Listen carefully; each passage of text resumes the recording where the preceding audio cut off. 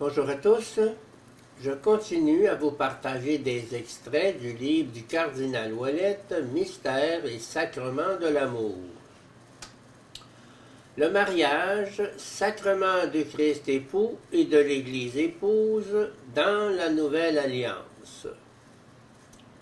La communion entre Dieu et les hommes trouve son accomplissement définitif en Jésus-Christ, l'époux qui aime et qui se donne comme sauveur de l'humanité, l'unissant à lui-même comme son corps. Il révèle la vérité originelle du mariage, la vérité du commencement, voir Genèse 2, 24, Matthieu 19, 5, et en libérant l'homme de la dureté du cœur, le rend capable de la réaliser entièrement. Familiaris Consortio 13a. La résurrection elle-même revêt une signification nuptiale, étant l'irruption de l'Esprit Saint, fécondité trinitaire dans le corps personnel et eucharistique de Jésus, faisant ainsi émerger l'Église, corps et épouse. La signification sacramentelle de l'incarnation du Verbe apparaît dans le récit des noces de Cana, qui renvoie aux noces de l'agneau sur la croix. Nous nous trouvons à un croisement où se rencontrent et s'éclairent mutuellement deux mystères. D'une part, le mystère de la croix est illuminé et rendu intelligible à travers le symbole des noces. D'autre part, le symbole conjugal est également illuminé dans son lien avec le grand mystère des noces de l'agneau.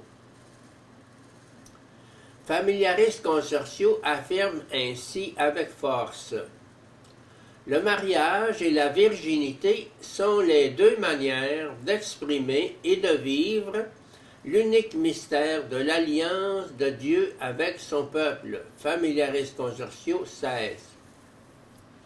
L'une comme l'autre, dans leur forme propre, sont une concrétisation de la vérité la plus profonde de l'homme, de son être à l'image de Dieu. Familiaris Consortio 11.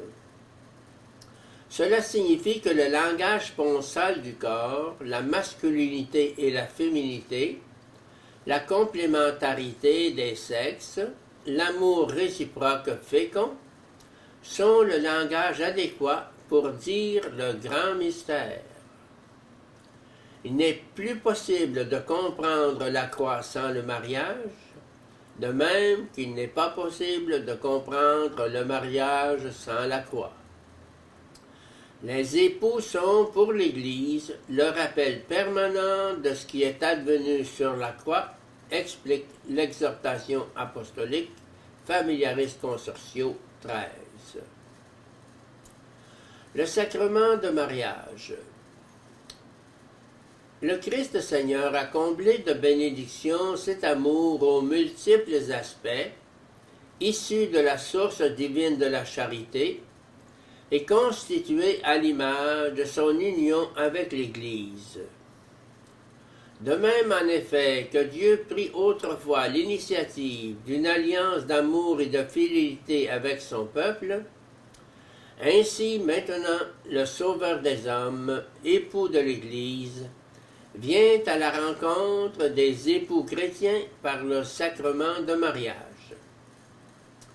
Il continue de demeurer avec eux, pour que les époux, par leur don mutuel, puissent s'aimer dans une fidélité perpétuelle, comme lui-même a aimé l'Église et s'est livré pour elle.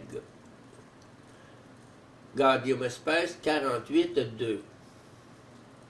L'authentique amour conjugal est assumé dans l'amour divin, et il est dirigé et enrichi par la puissance rédemptrice du Christ et l'action salvifique de l'Église, afin de conduire efficacement à Dieu les époux, de les aider et de les affermir dans leur mission sublime de père et de mère. C'est pourquoi les époux chrétiens, pour accomplir dignement les devoirs de leur État, sont fortifiés et comme consacrés par un sacrement spécial. Sur ces bases, Jean-Paul II déploie le contenu de la grâce en faisant ressortir ses composantes anthropologiques. Et le contenu de la participation à la vie du Christ est aussi spécifique. L'amour conjugal comporte une totalité où entre toutes les composantes de la personne, appel du corps et de l'instinct, force du sentiment et de l'affectivité, aspiration de l'esprit et de la volonté. Il vise une unité profondément personnelle, celle qui, au-delà de l'union en une seule chair, conduit à ne faire qu'un cœur et qu'une âme. Il exige l'indissolubilité et la fidélité dans la donation réciproque définitive, et il s'ouvre sur la fécondité, voire humanité, numéro 9, Familiaris Consortio 13.